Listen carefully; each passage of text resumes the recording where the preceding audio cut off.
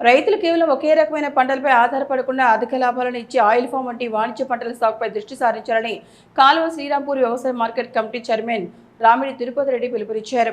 ప్రజాపాలన ప్రగతి ప్రణాళిక రైతు వారం కార్యక్రమంలో భాగంగా పెద్దపల్లి జిల్లా కాలువ శ్రీరాంపూర్ మండలం కూనారం శ్రీరాంపూర్ రైతు వేదికలో మండల వ్యవసాయ అధికారి సంధ్య ఆధ్వర్యంలో రైతు వారోత్సవాలు నిర్వహించారు.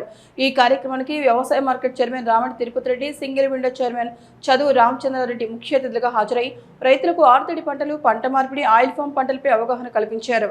ఈ సందర్భంగా వ్యవసాయ మార్కెట్ చైర్మన్ రామిడి తిరుపతి రెడ్డి మాట్లాడుతూ ప్రతి ఏటా ఒకే రకమైన పంటలు వేయడం వల్ల భూమిలో సహజ సిద్ధమైన పోషకాలు తగ్గిపోతున్నాయని అన్నారు. దీనివల్ల పెట్టుబడి పెరుగుతోంది కానీ దిగుబడి రాదన్నారు.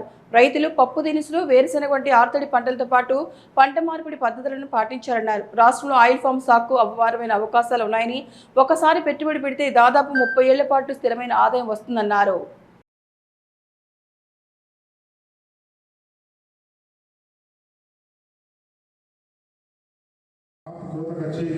అక్కడ ఉన్నటువంటి రైతులను కొంతమంది అన్నా ఎడ్యుకేట్ చేసి ఆయిల్ ఫామ్ వైపు మరలించాలనేటువంటి ప్రయత్నంలో ఉన్నా సార్. మేడం గారు ఇందాక చెప్పిన ఒకప్పుడు 10,000 ఉన్నటువంటి టన్ను ధర ఇవాళ 23,000 పెరిగింది. ఆ లెక్కన ప్రతి రైతుకు, ఒక ఎకరం వేసినటువంటి రైతుకు 2 లక్షల కనీస ఆదాయం వస్తుంది ఒక సంవత్సరంలో.